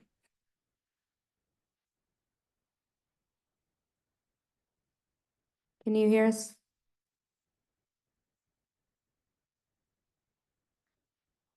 Sorry, can you hear me? Yep, we can hear you now. Okay. I'm just going to read the speech because I'm really bad about remembering stuff when I'm. Would you mind please Okay. taking your So I'm Lisa name for the Cohen. I record own first? 1001 South Chadwick. One second. Liza, can you state your name for the record? Can you hear me? Hello? Yeah, do you mind stating your name for the record before you begin? Oh, okay. Sorry. No worries. I'll just read it real quick. Oops, sorry.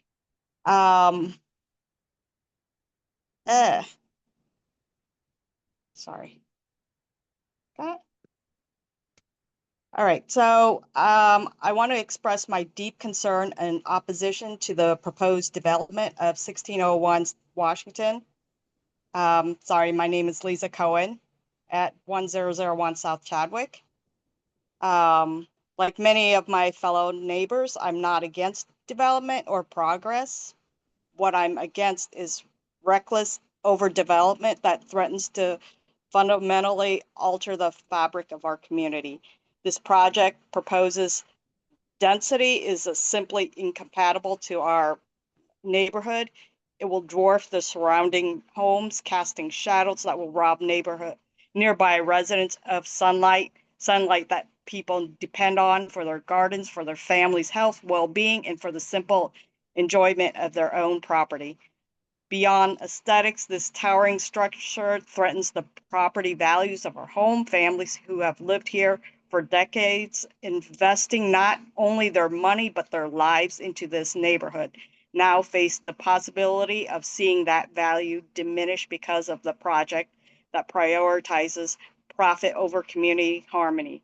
Parking is another major concern. Our streets are already at capacity. The addition of hundreds of new residents with insufficient parking solutions will wipe out the limited parking spaces that families with young children, seniors, working residents rely on. Imagine people carrying groceries or young children blocks away from their home because there's simply no place left to park. In addition, I question the impact on the infrastructure, sewage, water lines, power grid. Is our current systems where not designed to handle this level of density? Overburdening these utilities can lead to outages, backups, and costly repairs that will ultimately be passed on to current residents. Most importantly, this level of density will fundamentally change the way of life in our neighborhood. The quiet streets, the sense of community, the safety for children playing outside, all of that is at risk of being lost. I would also like to add that I question SOSNA's ability to be impartial when a lot of the people are employed at OCF and are connected to them. I question whether they are truly supporting you, the Lisa. community's You reached your 2 best minutes. interests or their own. I'm not against thoughtful development, but I want development that respects the existing community and enhances our neighborhood, not one that overwhelms it. 1601 Washington Ave, Thank you. as You've reached your proposed, 2 does not minutes. do I'm that. gonna And have I to mute urge you to you. reject. Sorry. All right, next we have Andrew.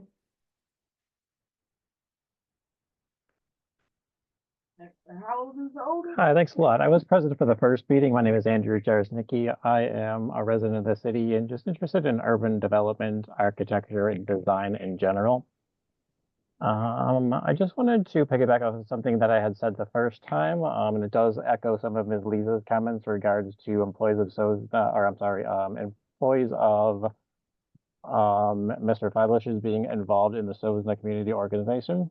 At the initial meeting, I had made a comment that I felt the design was dehumanizing.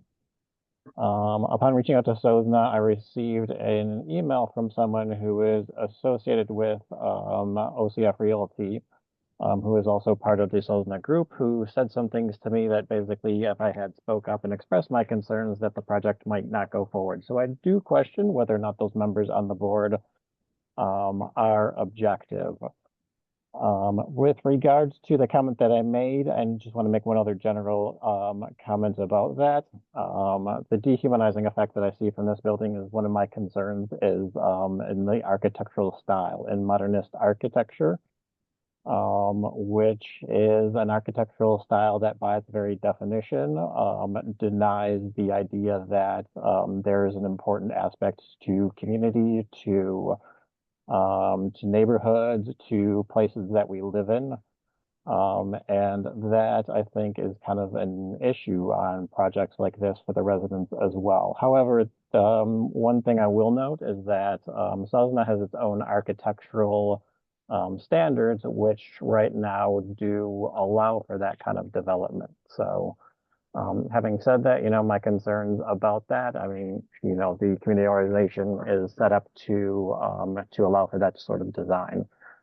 So I will simply leave it at that. And then one other last thing I just wanted to mention too, there were some comments that shadow studies were not available. I actually just pulled them up offline. They were published on July 23rd. There's actually a link to them on the SOSNA website. And they do actually reflect views from south across Washington Ave towards this project. So thank you. Thank you, Andrew. Next up, we have Vivian. Hi, this is Vivian Trong. I am also a near neighbor on the 1000 block of South Chadwick Street. I wanted to echo a CDR committee member's comments from the July meeting that the design of 1601 Washington benefits the developer, but not the surrounding community, especially in regard to the concerning precedent that the height of the building sets. This is still true despite the minuscule changes made to the design since July. A height reduction of 5 or 6 feet is a drop in the bucket for a project that is still almost 80 feet. This minor reduction gives lip service to compromise while not fundamentally addressing our concerns as near neighbors.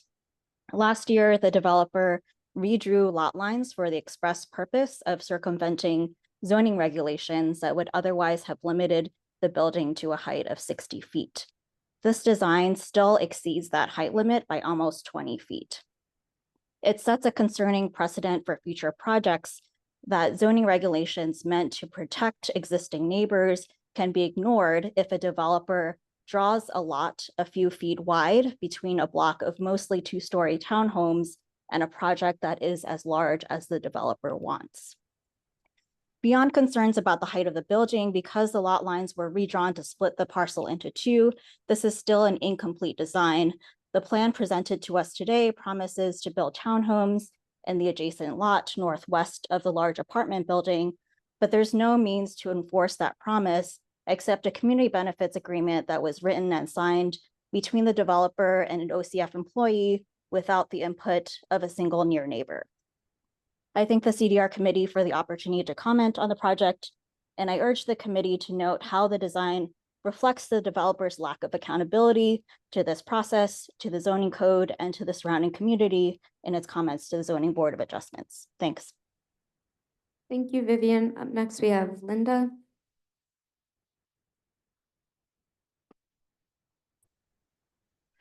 Linda, I think I unmuted you. Hi, can you hear me? Yes, I can hear you. Okay, great. My name is Linda Evans. I live in the 1600 block of Christian Street, and so many of my neighbors have captured the key points. But I want to revisit the two questions that Council President Johnson's staff asked, which was, when were the changes made? And was the changes shared with the neighbors? And I was at that in-person July 23rd meeting at Tinley Temple. And no, those changes weren't shared with us. Today, I saw the presenters in a very coherent manner share with the CDR staff the changes they made. There were visuals that I saw here. I saw today because I'm on Zoom, and I heard the CDR committee understood the changes. They came prepared to address that audience. When they came on Wednesday, July 23rd, at the in-person at Tinley Temple, they were not prepared to explain the changes to us. And then I'm so distressed that the presenter spoke in generalities. Mr. Feibush did not answer the question. When were the changes made? Give us the date. But more importantly, as Ms. Wakefield said, were the changes explained to us? And no, the changes were not explained to us at that Wednesday, July 23rd meeting because I was there. And then we have a historic neighborhood, and this development, as I listened to the previous one, this development would clash with the beauty of our neighborhood. I hope you will take this into consideration and listen to my neighbors and I. Thank you. Thank you. We have Laura. Hi, yes, my name is Laura Chisholm. I live at 1013 South Chadwick Street. I am calling to echo my neighbor's concerns about density, about the impact on the neighborhood, the immediately surrounding community, the concerns over SOSNA's impartiality, concerns over not having seen these plans. The plans that are posted to SOSNA's website and anywhere else, it's all from July 23rd. So I have not seen this before. I have not had a chance to review and digest this. So I am strongly in opposition alongside all of my near neighbors who are directly impacted by this project. Thank you. Thank you, Laura. We have no more hands raised.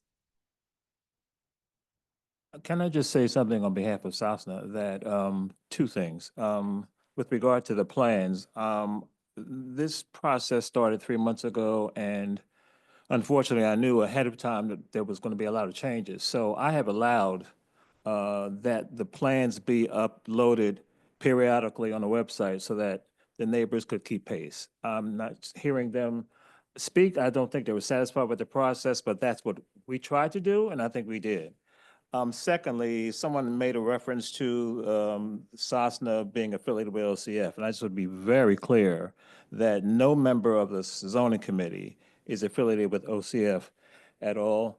Although one of the members is an architect who has previously done work for Mr. Flybush. He asked if he should recuse himself, and I told him no, because, I mean, I've known him for a long time. We're architects, we're on the architecture review committee together also. And I trust his judgment on an architecture and that he can be impartial with regard to this project. So just to be clear on that. I don't want people to think that we're colluding on this zoning committee, at least. It's not going to be colluding with the OCF in any manner. Can't speak for the board. There's still too many board members that are on OCF for my taste. And I'll say that for the record as well. I don't think it's fair that you speak about the fact that OCF doesn't have effect on the on your committee. Okay, they were just passed recently new bylaws that will override anything you say, as far as I can see. I think So this conversation is outside of the purview of the committee. So I'm going to encourage us to move on to some design related comments from the rest of the committee members, if there are any.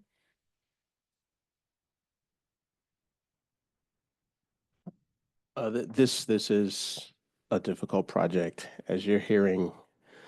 As this process goes, we're probably at the end of it, but I would like the developer to at least make some commitment to the changes that have been made. And I have to say, given the time that you were last here and up until now, I appreciate the effort that was made. There were a lot of concerns about public space, access, parking, all of those. There at least was a valid effort. I personally would like to think that those changes are something that you would be committed to and continue to work with the community to address any of their other concerns. Particularly the public access to that space and having it be part of the neighborhood as much as it can be, whether it's deciding who uses that cafe and how it's used and how it's activated. And given the nature of the other developments on Washington Avenue, I want to also say that the effort made to at least address the bulk and the massing of this project, I think it was done more sensitively than some of the other projects that we've seen. Again, a difficult project. I know it's very challenging. I do feel the neighbors' concerns. And if anything else can be done from this point forward, both in terms of communication and how the actual building is executed, I would love to see that done. Those are my general comments.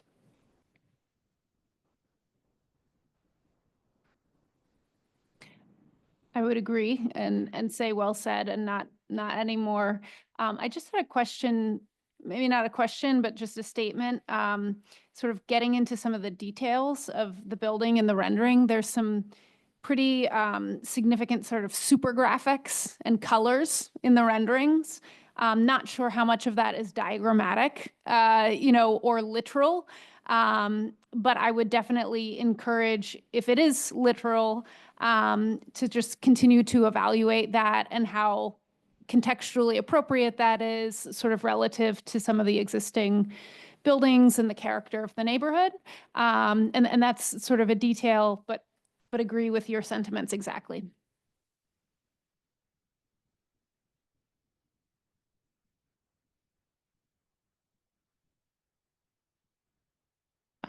If that's all, we can move to the notes.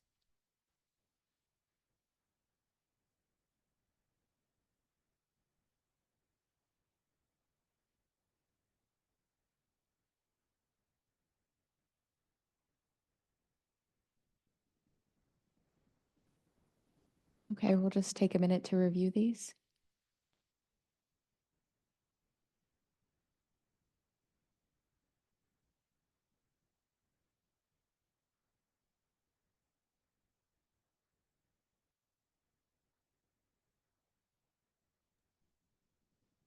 When you have a moment, I have a question about the notes as far as the city council portion of this. Sure, go ahead.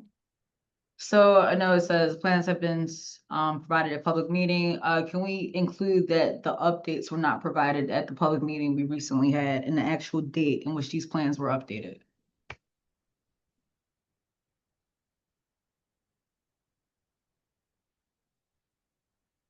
Thank you.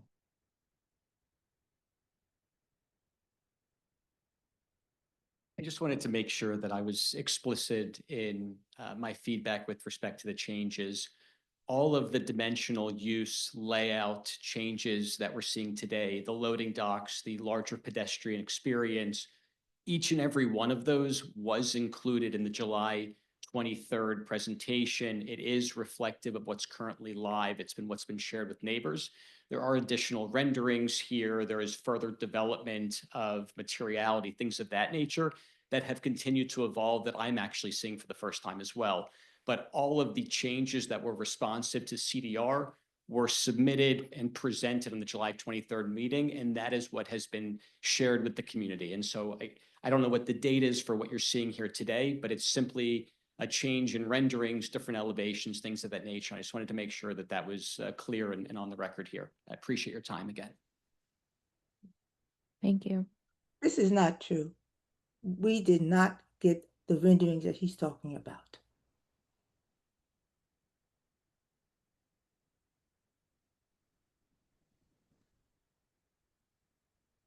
I can just note that between the submission deadline that was last, I think, July 8th for this meeting, and today, we have an internal meeting among staff, and staff sends comments to the developer and the applicant team, and we get updates Friday before the meeting. Some of the changes that were made and may not have been sent to the committee and discussed at that July meeting are due to the changes that happened last Friday, which our staff has put them online and also send an email to the RCOs noting that those changes are uploaded on the website and they're able to see. So from staff, this is the updates that we saw since last week. So then just to clarify, these changes were not necessarily what was done at the July 23rd meeting. And I understand this is a living, breathing thing. I understand that Mr. Flybush is trying to work with CDR and the community. I just want to make sure we're all on the same page that what was presented today was not necessarily what was presented at the July 23rd meeting because there was another meeting held and then some additions were made. Thank you.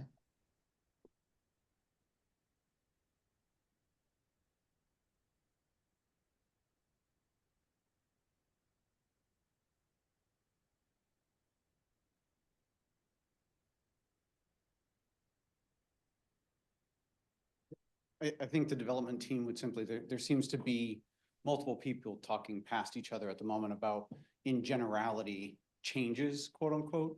And I'm wondering if we could just identify the specific changes that were just stated that may have resulted from staff comments in the last week. Because again, from the development team's perspective, all height, layout, dimensional and use has been locked in since right after your, within the week of our first CDR meeting. And we tried to get that out, and that has all been public. So I just would hope to identify what changes you're talking about that the staff requested that were responded to. And I would, for the committee's understanding, just note that there is also a hybrid meeting being hosted by SOSNA for a vote on August 13th in the evening, which is another week before the ZBA hearing, which is August 20th. So there's yet another public meeting coming up at which everything that's being presented and has been presented will be presented again. Correct. The public meeting is only for SOSNA members and does not include the entire community. And this I find upsetting and disturbing.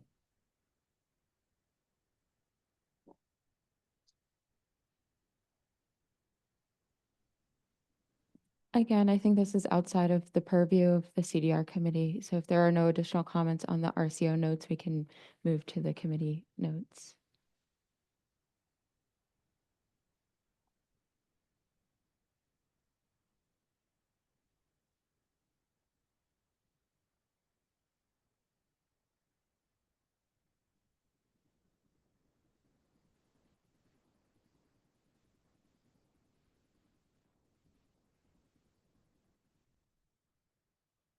For item number 4, I would say sort of graphics and colors rather than materials.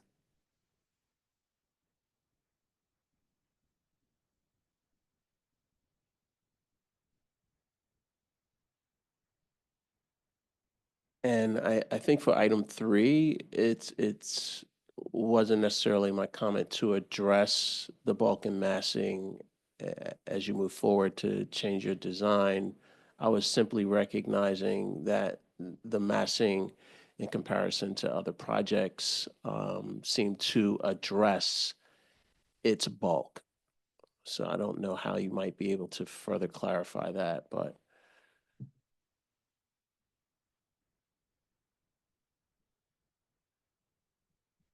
Okay, all right. Bulk and massing, bulk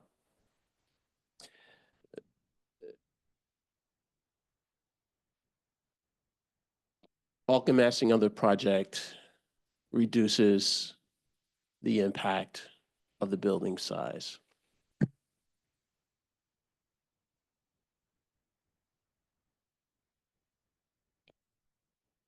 And if I'm understanding, you're saying that this project does that in a better way than some other similar projects? Yes, in the that near that neighborhood. was specific to part of the comment I made earlier.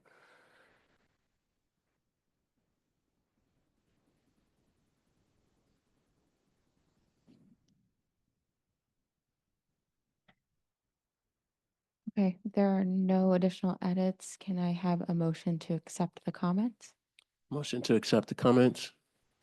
Second. Thank you. And I think that we need a consensus vote to conclude the CDR process for this project. All in favor, please say aye. Aye. Any abstentions? I'd like to abstain because I wasn't here last time. Just to clarify, this is just a consensus vote to accept this, Oh, the the comments, Oh. Sorry. and there's no further vote since this is a returning project. If you have any comments on the comments, then can. Nope, I'm good with the notes. Thanks. And we need a motion to conclude today's meeting. Can I have a motion to conclude today's CDR meeting? Motion to conclude. And second. Thank you so much. Thank you.